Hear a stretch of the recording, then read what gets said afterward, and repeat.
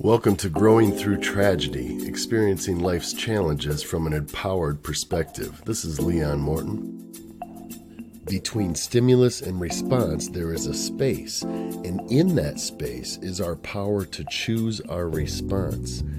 In our response lies our growth and our freedom. That quote by Viktor Frankl, the Austrian neurologist and psychiatrist Holocaust survivor. It is our hope that this resource provides you an opportunity to have a different perspective as you're going through life's challenges so that you can choose your response, and in that response, by your growth and your freedom. As we continue the series on Diary of a Suicide Loss Survivor, in the last episode, I shared the interesting scenario I had when I was trying to find resources to help support me as I was going to grow through this process.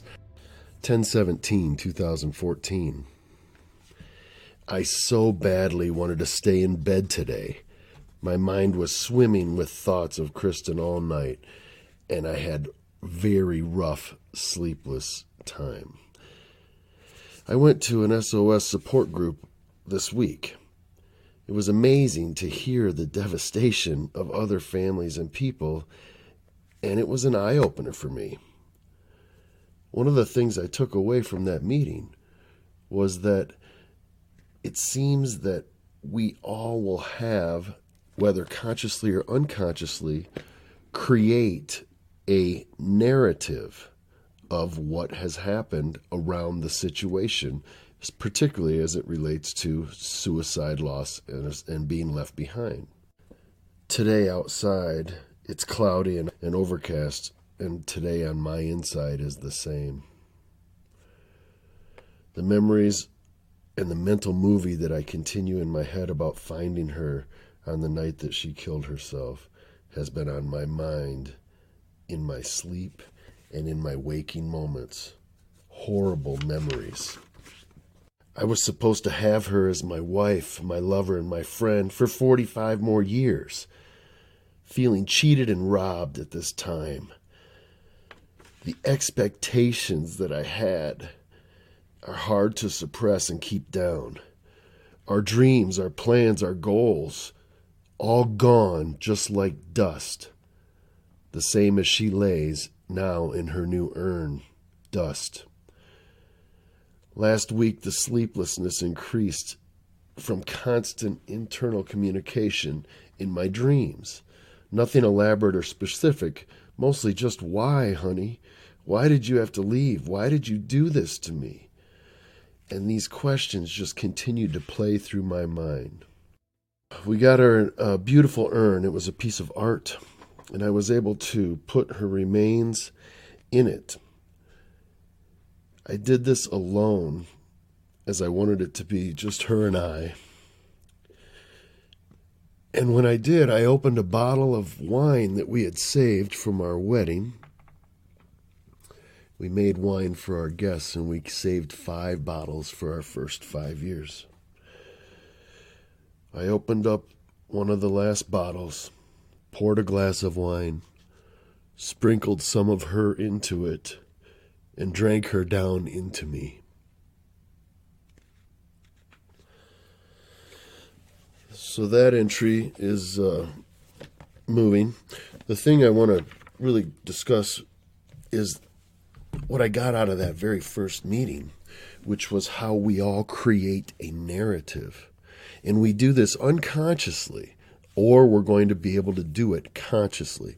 So in a position where somebody has gone through a suicide loss and they're left here, they're the ones that are here, it gets beyond the typical 5 stages of bereavement or grief. And just to touch on those quickly, you can expect to move through these emotions and these mental places as you're questioning what's gone on or how are you going to move forward. Please note that you don't go through these in order necessarily, but there are distinguishing stages that have been identified, and those are denial, which includes then isolation, anger, bargaining, depression, and then acceptance. Now, that's the standard 5 stages of bereavement and grief. And as we've discussed, suicide loss is completely different. Suicide loss adds much more into that. Let's just touch on those 5. Denial. Denial, obviously, the shock and the denial, like, no way is this true. Also, isolation comes in that stage of denial where you may feel like you don't want to be around anybody. You need to be alone. You need to be by yourself. Anger comes. Anger becomes very real in this process. You can be angry at yourself, particularly that you didn't see it, that you couldn't have done something different, whatever that thing might be as you're running that through in your head. The interesting thing that I found in this situation was the anger that I had towards her in doing this. And then I get angry at myself because I was being mad at her when I love her. I don't want to be mad. I don't want that anger. I found that interesting. Bargaining. I spoke with others that are in this same position, and we're going to, in the future episodes here, we're going to be reading and interviewing other people and learning from their story as well. But one of the interesting things I found is bargaining becomes a real thing. Like, please, God, anything, just bring her back. I'll do anything. Or the bargaining of if only I could have, or if only I would have. And what's going on there is your mind is just trying to make sense of this process and to deal with this pain. And in that bargaining, it becomes the next step where it kind of lessens the reactiveness in the situation. Depression obviously sets in, and in the depression stage, worry can become very cumbersome. You worry. What do you mean worry? Worry about what? Well, you might worry about all the bills that might be coming in now, costs associated with the funeral services. Maybe there were some medical bills involved. Practical things like that become a stressor, and then in the depression stage, those things also become real. And then ultimately, hopefully, it moves on to acceptance over time. The acceptance isn't necessarily you accept it as though you agree with it, but what happens is you simply accept where you are now, and you also identify through the narration of what you've made this story mean. You accept where it is you're going from this point forward. And again, those 5 stages, you're going to move through them, and it's not necessarily fluid. Now, the difference in suicide loss, which is also just something that we all have to address here, is you'll have guilt. Addition to the 5, you're going to have incredible guilt. You're going to go through incredible confusion because your mind's going to want to try to make sense of this. You're going to go through rejection. You're going to feel shame. You're going to feel anger at yourself directly, as I expressed, and also anger at the loved one. And that can be really hard to deal with. You also have stigma and trauma in addition to abandonment. And these are all scientifically identified stages that are added on, piled on, when we're talking specifically about suicide loss survivor. So let's just touch on those really quickly. Guilt. Again, I think we already addressed it in an earlier episode, but you are not omnipotent, you're not omniscient, and you're not a mind reader. Yet, your mind is going to bring things to your thought process where you're going to be thinking, I could have done, I should have done, what if I'd have done this? And you can assume guilt in that space, but please do not do that. It isn't your fault. You don't choose another person's behavior. You don't choose another person's actions. You don't choose another person's choices. So you can't take ownership of that. Confusion is real, and you will be confused. And that's literally just your mind trying to make sense of this thing. And sometimes you're just going to have to come to it that there's no sense in it. Rejection and shame. I dealt with this personally, and I felt rejected, so rejected that she would do this. And that's me, from my personal space going, what the hell?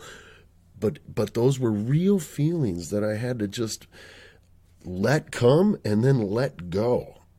You don't hold on to these things. And what I want people to get out of this and my story is, listen, if you can hear some of the shit that goes down, then maybe when it happens to you, you'll have a better awareness and you can say, oh, this is what he was talking about. Yeah, I am feeling that right now. And it can help you have better choices in your reactiveness. Shame and stigma and the trauma. And yes, I dealt with those for sure. Shame and the stigma was really interesting as I observed it in myself. I didn't want to tell anybody what really happened. Like, I even debated maybe I should just make up a lie and say she got in a car accident. Why would I do that? Well, there's lots of reasons. There is a stigma around suicide, and it's a real thing. One of the most recent science studies talks about this stigma, and this is from the National Institute of Health, and it says that unlike other modes of death, suicide is stigmatized, and even though we have attempted and valiant strides have been made to address mental illness and suicide in particular, many bereaved individuals report that it can be difficult to talk to others about their loss because others often feel uncomfortable talking with or dealing with the topic of suicide.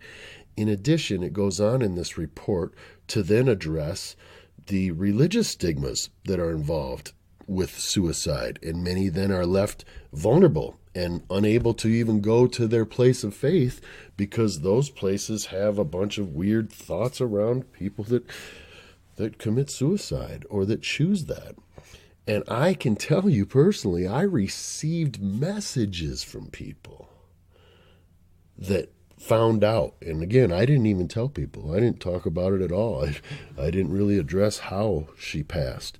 But I would receive messages from people, and this is no bullshit, where they would be like, well, do you think she's in heaven? Do you think she's in hell? I mean, it was obnoxious messages from people, and I felt that was very invasive. I was very frustrated with that type of communication. I didn't engage in it at all, but I just let it go. And, it became clear to me after the fact, as I look back on it, that there is a pretty severe stigma in the space. And so because of that, that also makes dealing with suicide loss a unique situation, far more than typical bereavement. So if that happens to you, you can feel comfortable that, well, hey, you're not alone, because it happens to almost all of us that go through this process. It's very important, and the takeaway for today's episode is going to be one of the first implementing tactics that you can use now to help yourself. In this, you want to become an observer of your thoughts. And I'm going to share with you a practice that I put into play, and it became very empowering for me. Now, we're going to address two specific things to implement right away. And again, the last episode was step 1. So step 1 is to get professional help. If you do feel stigma, if you do feel shame, if you do feel like you can't talk to somebody, which is what the science studies prove, then that should be enough for you to know, I got to go out and get help, just like I expressed in the last episode. Step 1 is to get some professional help, and there are plenty of resources now, so please take advantage of that. The next step is addressing this creation of the narrative that a person that goes through this experience does. Now, they do it consciously or unconsciously, so we want to do it consciously. And what that means is you need to create your own story of the meaning of what this experience is to you. And I encourage you to do it in a way that is loving, kind, self-loving for you, and empowering. And I'll tell you exactly how I did it. And this is the first thing to implement, is create the story. And the story may already be created in your mind. That's okay. My story was very challenged initially too, and I recreated it. What I mean by that is I literally wrote down the things that I wanted to be the meaning of my relationship with my wife and what that love was to me, what her love was to me, and what this experience was going to mean for me from this moment forward. And that's really the only thing we can control in life, is the choosing of what things mean to us. And from that moment forward, it does dictate then the way that we perceive our world. So I highly encourage you to take this step of action. Write down some incredible things that you're grateful for about the relationship with this person. I want you to really put some thought to this and come up with a compelling story of love and affection around this individual in your life, and then what this means. So it sounds something like this. Initially, in the first multiple weeks, my story could have easily gone to blame, anger, me being the victim, right? Just like the diary episode. How could she do this to me? These kinds of things. And that story was starting to become real. Instead, I made a conscious effort to change the story. And my story particularly sounds like my beautiful wife came to me when I needed her in life. When I needed to learn to trust love again, she came. She was there. And I did trust love with her, and we had an incredible experience together.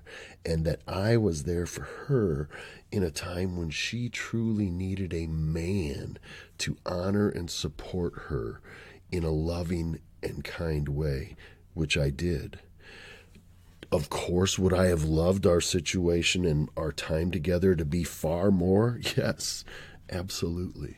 But I am grateful for the time that I had with her. And I recognize many people go through an entire life of a loving relationship and never even get close to the depth of experience that I had with Kristen. And I am so grateful that she was in my world. And I was so grateful that she was my wife and that I could have that love with her. That's what my story became. I created that story. I continued to condition it to myself.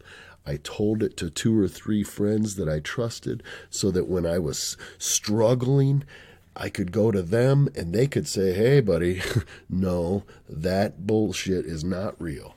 It wasn't you. You didn't know. You couldn't have been. Here, let me remind you what your story is. Your story is an incredible story of love with a woman who loved you and who you loved dearly.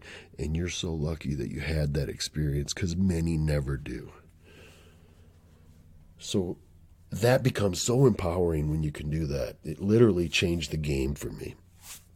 The second thing that we'll implement in this episode is, now that we've created that narrative, and I highly encourage you to create your own story and make it powerful, make it empowering for you, because you're the one that's here. You're still here. You got to go forward.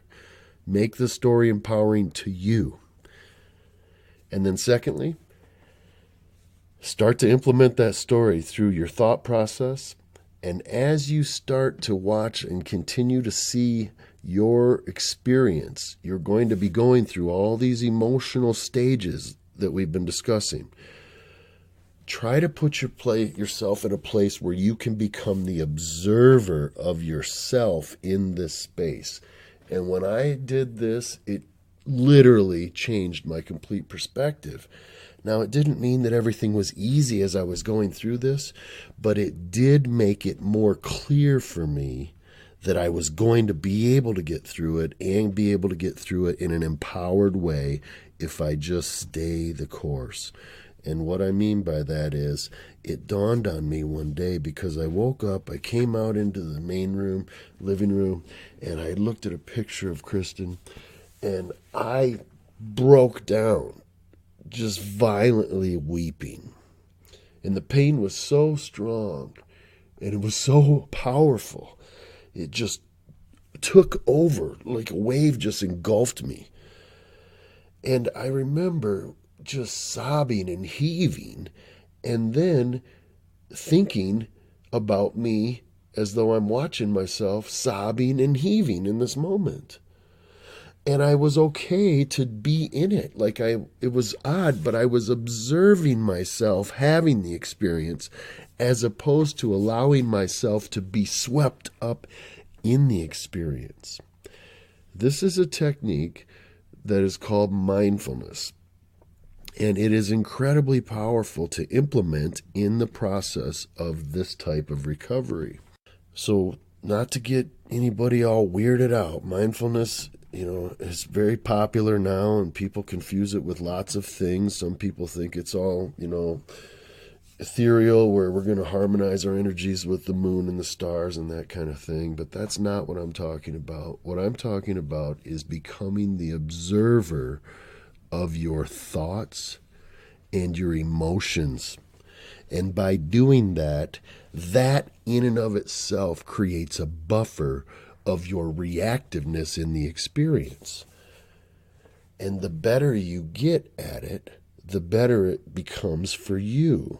So, for example, when it hit me like that, wow, I am in just incredible pain right now. I'm grieving the loss of my wife, and I'm heaving and sobbing. And you know what? It's okay because that's part of the process. And it was almost like I looked at myself from outside of myself being in this emotional hurt. And it was almost empathetic. And that was really moving for me. And I'll tell you this too. Then what happens is you allow yourself to go through those moments, but you don't attach a bunch of different meaning to it, because it's just literally an emotion that you're moving through. So in regards to mindfulness, and we'll do a short practice of it here to finish the session today, but I have a whole program available for mindfulness. But the thing that we need to take out of it for this specific instance is this. You are not going to be able to stop your mind of these crazy-ass thoughts that are coming. You are not going to be able to just clear your mind and have no thought. And that's not even the goal. The goal is to just be the observer of the emotions and thoughts as they come. Literally visualize it like a wave at the ocean. A negative or bad thought comes, it moves over you, and then it goes. And this is exactly how it does work, and I'll prove it to you right now. Take a second and predict for me your very next thought, which you cannot do. But you did have a thought. Maybe that thought was, what the hell is he talking about? Maybe that thought was, well, yeah, I make my own thoughts. But you didn't create that next thought. The thoughts come and the thoughts go. And in grief and bereavement, there's a thing called rumination, and you can be stuck in that, and you don't want to. So one of the ways to defeat that is to become the observer of the thoughts without attaching meaning or ownership to it. The thoughts and these emotions are just going to come and they're going to go. And the more you can put yourself in a place of observing that and literally just be the watcher and let those things pass without attaching meaning, you become stronger in your mind and in your brain and in your neurology. Literally, you'll be rewiring your brain towards a more empowered outcome. So let's practice that as we wrap up this session today. Literally simple and easy. You are not trying to do anything with your thoughts except for just follow this little illustration that I'm going to walk you through. Take a deep breath in through your nose, out through the mouth, and just allow your body to sit for a minute in this place of pain and chaos and wondering and questioning. Just sit for a second and just let your body breathe. And for the next 3 breaths, do nothing more than focus on your body breathing. One easy way to do that is on the inhale, count the number 1 and focus on how the breath maybe comes in through your nostrils or in through your mouth, and as your chest or your abdomen rises. And then on the exhale, say the number 1 inside your mind again, all the way till when the breath stops, and literally just put your focus on the breath. Perfect. Now, continue to breathe gently for a few more breaths, and the minute a thought pops into your mind, just literally observe it like, oh, that was an interesting thought. And then let the thought go and redirect your attention back to the process of your body breathing. For sure, you're going to have another thought. Maybe you'll have 4 or 5 come at you instantly, and that's okay. Those are just thoughts. Let them come, let them go, and then redirect your mind back to focusing on the breathing. That's it. That's as simple as it is. Now, I recommend you do this process for 5 minutes, and then lengthen that to 10 minutes when you can. You can do it in as short as 1 minute. And the more you do it throughout the day, the more powerful it will become for you. In addition, you will get some stress relief response from it. We're going to go through a bunch of those processes in further episodes. But just in the process of getting started, literally, you just take a pause and you direct your mind and your focus to your breathing. And when you're interrupted and disrupted by a thought, you just observe that that was a thought. You let that thought go without attaching emotion to it.